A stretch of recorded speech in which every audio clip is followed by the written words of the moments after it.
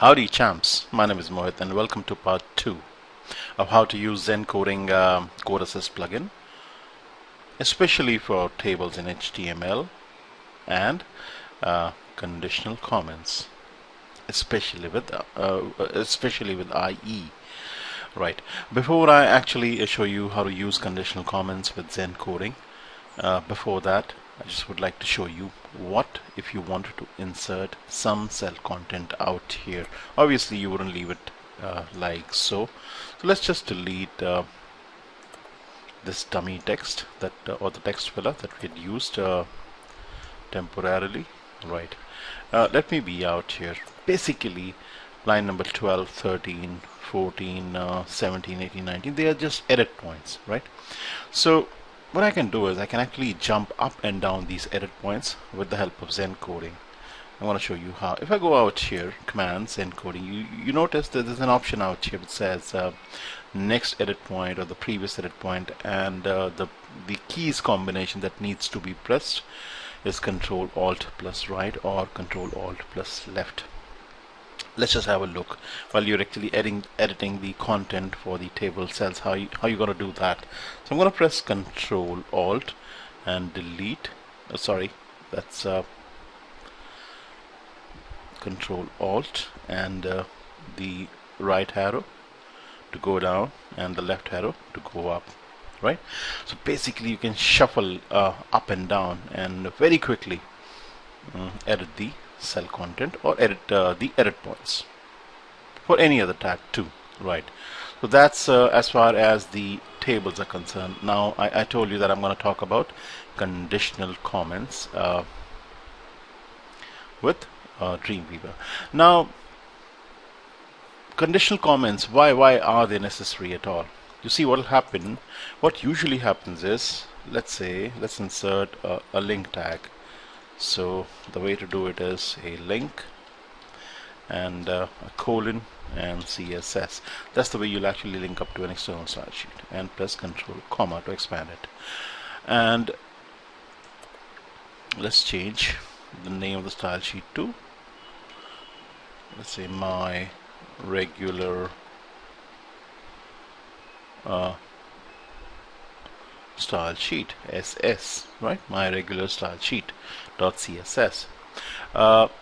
Usually we find that the cross-browser appearance is not the same. It appears usually a little differently in older versions of IE, and to tackle this problem, what we can do is we can have an IE only style sheet like so, right? So we can just have a style sheet going especially for IE, in which case I'll just need to change my regular style sheet to IE only style sheet, right? .css. But what will happen, since it'll appear after line number 6, first line number 6 will be applied to the document, and immediately after all the browsers will apply line number 7 too. So it will not get applied only to IE, it'll get applied to across all the platforms, all the browsers, right? That is something we don't want, and to tackle this problem we have to rely on conditional comments. Conditional comments ensure that the style sheet that you want applied to IE or older versions of IE apply only to them and to not any other browser, right? And Zen Coding helps you do that quite easily, and it's not only the Zen Coding that will help you actually do that. I'm gonna kill two birds with one stone. I'm gonna show you the snippets panel and how useful it can be. Other than Zen Coding can help you write conditional comments and to bring up snippets. So very simple. You can just go to Window, Snippets. Shift plus F9 is the shortcut keys combination, right? It'll bring up snippets for you, right? In your case it might appear out here. Let me show you. Let me first reset the way the designer layout is, right? And then let's say snippets, right? It'll appear out here. and then what you can do is you can just pull it out, you can just detach it.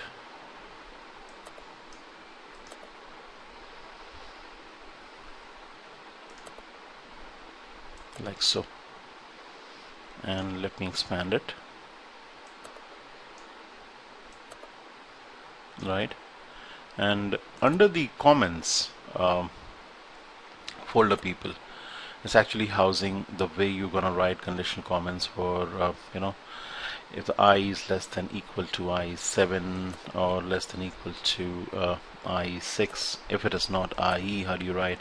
Okay, let's take this. If it is not IE, if the browser is not IE, or let's take this one up. If less than IE8 conditional comment. You just click out here, or you can just double click, or you can just use the insert button that is presented out here, and you see now the conditional comment is pasted out here, which clearly says that if the version of IE is less than IE8, then the link tag, which is going to appear out here between lines 7 and 11, rather let's get rid of the extra lines between 7 and 9 in line number 8, is going to apply itself only to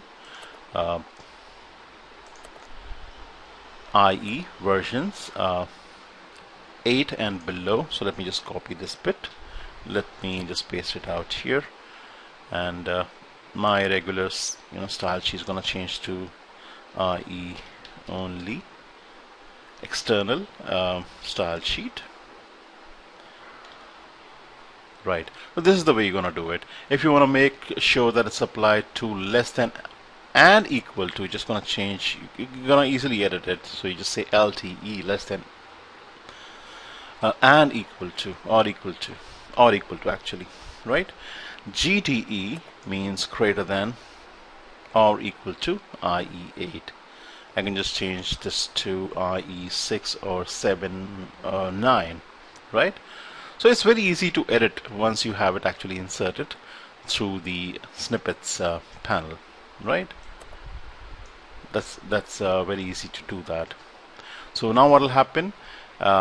Let's say now if I use this code, the style sheet, this regular style sheet is first gonna apply to all the browsers, but then for all versions of IE, let's make it LTE, which are 6 and below, or equal to 6, this IE only style sheet is going to get applied, right? So this is so the reason why we actually use IE only style sheets or conditional comments is basically to counter cross-browser appearance. It's really annoying. If you're an experienced web developer, you know how it actually goes, right? So I told you that Zen coding actually really helps you out here. Sometimes it's a little cumbersome to remember the way you're going to write your conditional comments, right? And I usually get stuck. I usually have to Google it up, or you need to go to snippets and pull up the code. This is something that you don't do on a regular basis, and it's usually going to slip out of your memory, right? So we can't rely too much on memory all the time. So what you're going to do is use conditional comments through Zen coding. So if I'm going to say CC:IE and control comma, then you can actually write your link tag for IE only style sheet. Let me say a control Z. I can actually push in the style tags too. I can, instead of writing external style sheet, I might as well write internal or embedded styles, like so, or replace this with CSS. Sorry, link CSS rather, this way, right? And just need to change the href attribute to IE only style sheet. Just going to replace this bit of string,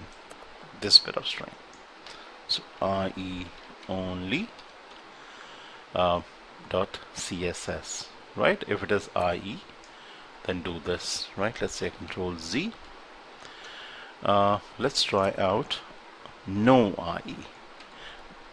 Right, let's see what's gonna do. So if the browser is a non-IE browser, you can write like you can write this way too, and let's expand it. So it's gonna get applied to non-IE browsers, right?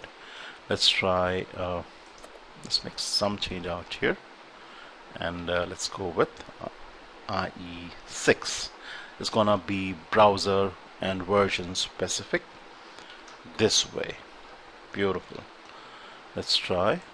You can't try IE7 won't work, so let's try IE8. Beautiful. And see, it says greater than or equal to. You can just change the G to an L for Lima, right? So that'll make it less than or equal to. And remove the E out here, which stands for equal to. It just means greater than, so you can easily edit it. Let's try the IE9 thing.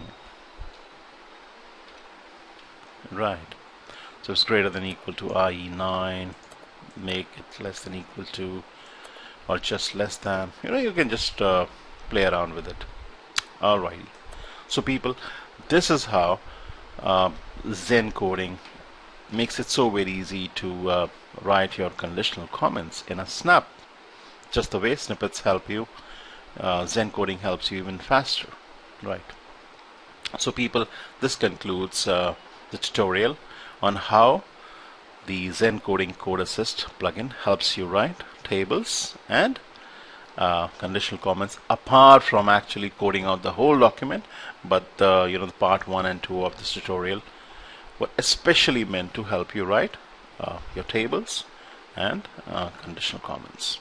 So I hope you like this tutorial, and I'll also hope that you'll like it, you'll comment, and keep coming back for more and more tutorials from me. You have a good day. Bye bye. Peace.